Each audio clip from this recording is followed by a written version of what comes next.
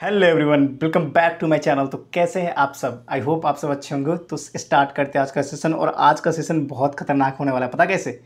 देखो, बहुत सारे भाइयों का कमेंट आ कि भैया मैथ्स में स्कोर नहीं बढ़ रहा, आखिर क्या करें, कैसे बढ़ाएं हम स्कोर, ठीक है ना।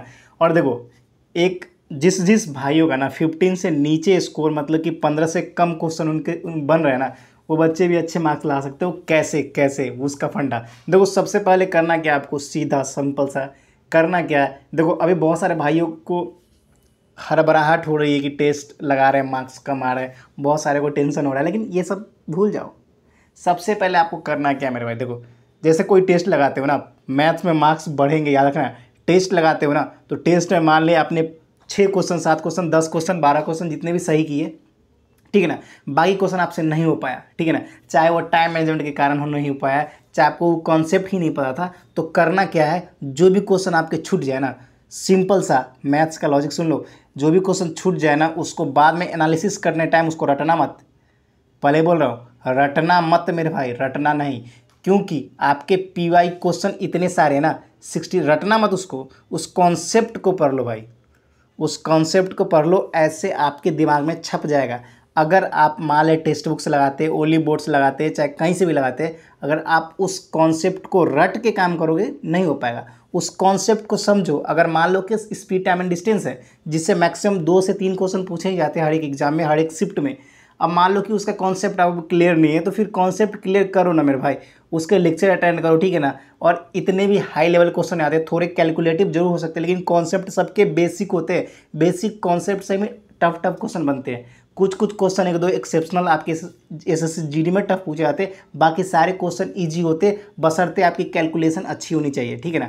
तो देखो, एक चीज़ बात है, बहुत सारे भाइयों का साथ होता है क्या है कि देखो, ऐसे तो बना लेते, लेकिन टेस्ट जाते टाइम उनके कभी वो गुणा भाग में गलती कर देते हैं, कभी वो कॉन्सेप्ट उनको नहीं आता, कभी वो रिवीजन के वजह से वो क्वेश्चन छूट जाता है। तो देखो, सिंपल सा आपको करना क्या है मेरे भाई, देखो, जब भी आपको टेस्ट लगाना है ना, उससे पहले आपको करना क्या है, देखो, एक तो सबसे पहले जो पिछले 2-3 टेस्ट लगाया हो उसको रिवीजन करना, एनालिसिस कर लेना, कहाँ पे आपकी वीक पोर्शन। अगर आपकी कैलकुलेशन अच्छी नहीं तो कैलकुलेशन पे ध्यान दो, ठीक है ना। और एक चीज़ बता दूँ आपको, मॉक अगर लगा रहे हो ना, सच में मायने में मॉक लगा रहे हो, तो वहाँ पर देखो क्वेश्चन फंसेंगे, ये 100% सीओटी है। देखो, टोटल के टोटल क्वेश्चन आपसे हो सकते हैं नहीं बनेंगे, बहुत अच्छे, बहुत दिन से तैयारी कर रहे हो, बहुत अच्छे हो, बहुत अच्छी पकड़ है, बहुत अच्छी प्रैक्टिस है, तो कर लोगे। लेकिन कुछ भाइयों के साथ होता है, 95% भाइयों के साथ होता है कि वो पूरे के पूरे क्वेश्चन मैथ में नहीं कर पाते हैं। समझ गए? 95 क्या 99%, एक आध दो बच्चा कर लेता है पूरा, तो बहुत कम के होते हैं, समझ गए। तो देखो, एक चीज़ हमेशा याद रखो, अगर कोई क्वेश्चन लग रहा है कि यार आता है लेकिन लेंदी है, बहुत कैलकुलेटर, उसको स्कीप करना भी सीखो, समझ गए।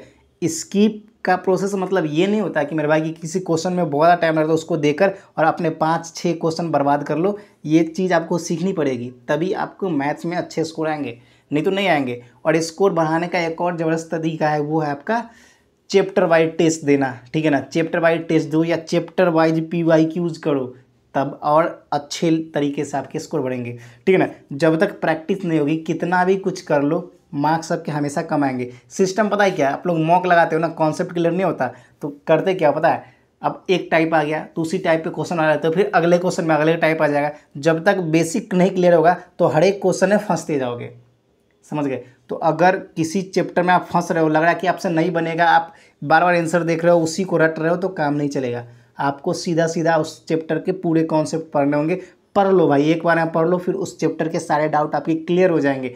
और ऐसे भी इतना टफ भी नहीं पूछा जाता, समझ गए। अब देखो, बहुत सारे भाई को पूछ रहे भैया प्रैक्टिस कहाँ से करें, देखो मेरे पास ये है, ठीक है ना। PYQ आपको पता ही होगा, किरण पब्लिकेशन का, लेकिन आपको इतनी मोटी बुक लेने की जरूरत नहीं है, ये CGL उजीएल का जो तैयारी करते हो उसके लिए होता है। लेकिन आपको करना है मेरे भाई सिंपल सा, जो PYQ के जो कहीं भी प्रीवियस है, चैप्टर वाइज हो, वहाँ से लगा के देखो, ठीक है ना।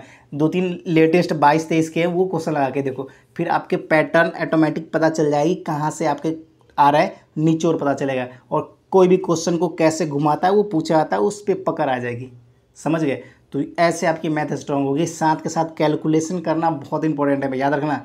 कैलकुलेशन पे इसलिए जोर दे रहा हूँ ना, कितने भी क्वेश्चन, कितने भी कॉन्सेप्ट पढ़ लो, अगर कैलकुलेशन आपके अच्छे नहीं है ना, तो एक क्वेश्चन को करने में ज़्यादा से ज़्यादा टाइम लगाओगे और आपके क्वेश्चन छूट जाएंगे। कैलकुलेशन बहुत ज़्यादा इंपॉर्टेंट है, तो कैलकुलेशन पे ध्यान देना है 10-15 मिनट, और साथ के साथ अपने कॉन्सेप्ट को भी क्लियर कर लेना, ठीक है। तो ये सारे काम करोगे तो आसानी से स्कोर बढ़ेगा ही बढ़ेगा, इसमें कोई दो मत वाली बात है ही नहीं, समझ गए। तो इस चीज़ को ध्यान रखना मेरे भाई। बाकी आपके सबके देखो एक चीज़ हमेशा याद रखो, आपके स्कोर तभी 130 आएंगे, 130 से ऊपर आएंगे जब तक आपके कम से कम 3 सब्जेक्ट में ज़बरदस्त कमांड हो, जैसे मैथ, इंग्लिश या हिंदी या रीजनिंग, ठीक है ना। इस तीनों पे आपको कम से कम इसमें आपको 110 स्कोर करोगे तभी हो पाएगा। और जीके का तो पता ही है आपको, कहीं भी कितना भी पढ़ लो 20-30 नंबर जीके में कभी भी किसी का 40 में 40 नंबर आता नहीं, इतने हमेशा याद रखना। अगर आपके अच्छे लक है, आप जो पढ़े वही आ गया तो 30-35 नंबर 35 नंबर तक कर सकते हो। लेकिन कुछ कुछ बच्चे एक्सेप्शनल भी होते हैं, 4-5 साल से तैयारी कर रहे हैं, तो वो भी जीके भी फोड़ डालते। तो हमें जीके का तो हम लोग रिक्स पता ही है कहाँ से आता, कुछ से पता नहीं, लेकिन इस तीनों सब्जेक्ट में आप कमांड कर सकते हो। कम से कम 120 में अगर 110, 105 प्लस ला रहे हो तो उसमें 20 नंबर भी लाओगे तो कोई ना कोई पोस्ट जरूर मिल जाएगी, समझ गए। खासकर उस बच्चों के लिए है जो यूपी, बिहार, राजस्थान, हरियाणा से रिलेटेड है, ठीक है ना। उनके तो कट ऑफ हाई ही जाती है, इस चीज़ को ध्यान रखना। तो आपको इस तीनों में स्कोर करना है, और मैथ्स में कैसे स्कोर करना है वो मैंने बता दिया। वीडियो को फुल देख के लग जाओ तैयारी पे, ज़बरदस्त मेहनत करो, सिलेक्शन आपका होगा। चाहे मॉक में जितने भी नंबर आते हैं उससे कोई पंगा नहीं है। जिस कॉन्सेप्ट पे फंस रहे हो उसको रटो मत, उस कॉन्सेप्ट पे ध्यान दो, कैसे सॉल्व हो रहा है उस पर ध्यान दो, फिर आपको फिर फंसेंगे नहीं किसी क्वेश्चन में। तो फिलहाल इतना ही। जय हिंद, जय भारत, वंदे मातरम। और जो भाई जुड़ते जाएंगे चैनल को लाइक, सब्सक्राइब, शेयर कर देना। बाकी फिर मिलेंगे नेक्स्ट वीडियो में, ठीक है ना। जय हिंद।